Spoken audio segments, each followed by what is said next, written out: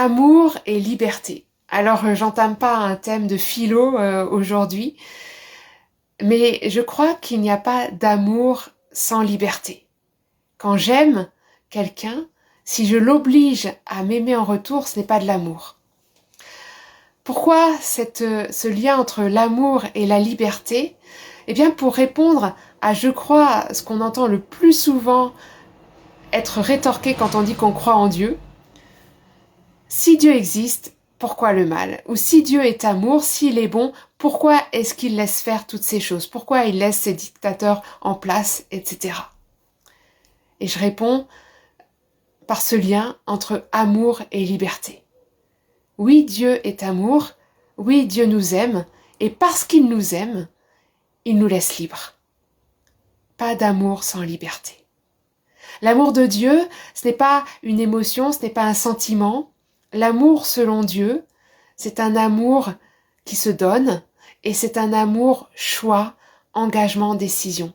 Dieu a choisi de nous aimer inconditionnellement, peu importe nos fluctuations, et il nous a laissé, dans cet amour, être totalement libres. De la Genèse à l'Apocalypse, dans la Bible tout entière, vous verrez toujours Dieu laisser l'homme et la femme être libres de répondre ce qu'il veut, d'agir comme il veut, de dire oui ou de dire non. Petit épisode dans l'Évangile qui illustre très bien ça. Un jour, Jésus rencontre un homme qui est riche, qui vient vers lui, et cet homme lui demande « Qu'est-ce que je dois faire pour avoir la vie éternelle ?» Jésus énumère un certain nombre de commandements, et il dit « Obéis aux commandements, fais la volonté de Dieu, et tu entreras dans le royaume. » Et l'homme lui répond qu'il fait déjà toutes ces choses. Jésus porte un regard d'amour sur lui, il discerne qu'il y a une chose qui manque. C'est que cet homme a choisi de mettre sa liberté au service de quelque chose qui a fini par l'enchaîner, et il est enchaîné à ses richesses. Jésus voit ça, et donc il lui dit, écoute, retourne chez toi, vends tout ce que tu as, distribue tes biens aux pauvres, et puis quand tu as fait ça, reviens vers moi et suis-moi. Et le texte nous dit que le visage de cet homme s'assombrit, qu'il devient triste et qu'il repart chez lui. Jésus aime profondément cet homme et le laisse profondément libre d'agir comme il le veut. Il lui fait l'invitation, mais cet homme est libre. Et c'est exactement la même chose avec chaque être humain. Dieu aime chaque être humain et laisse chaque être humain libre d'agir, de servir ce qu'il veut, les intérêts qui lui sont chers.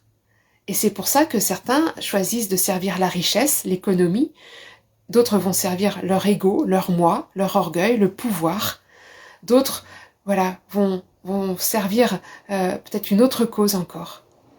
Mais Dieu laisse chacun libre de le faire.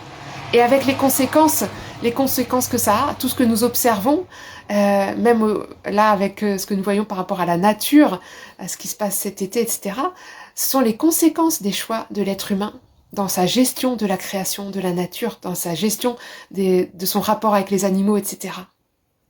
L'homme est libre. Et donc, c'est simplement cette question.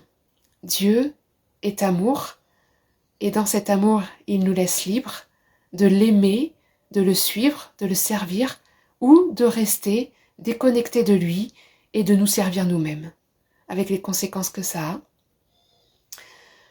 Il y a une très belle définition dans la Bible qui dit que Dieu est amour et que cet amour, il espère tout, il croit tout, il pardonne tout, il persévère.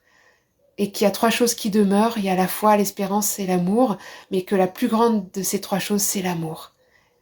Dieu est amour, il ne désespère jamais de l'être humain, je pense qu'il a toujours espérance que l'être humain, justement, vende tous les biens qu'il a pour revenir à lui.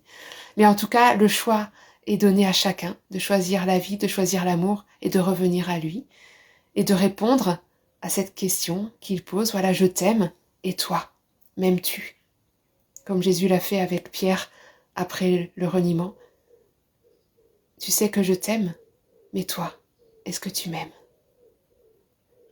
Dieu attend la réponse de chacun d'entre nous et il nous laisse totalement libres de cette réponse. Soyez bénis, puis à bientôt.